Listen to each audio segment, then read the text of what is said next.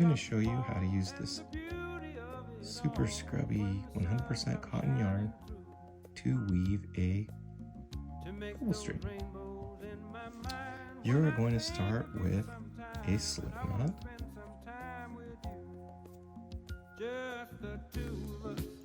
It's a little bit finicky to work with, so you slide it on the left side. Make sure you tighten it up a little bit. And you're going to want to go over, under, over, just like we did before. We're just going to pull down. And that's how you start. And you just go back, then go over.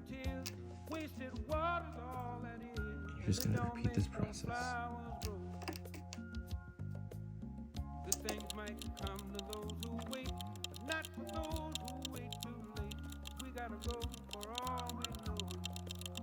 Just the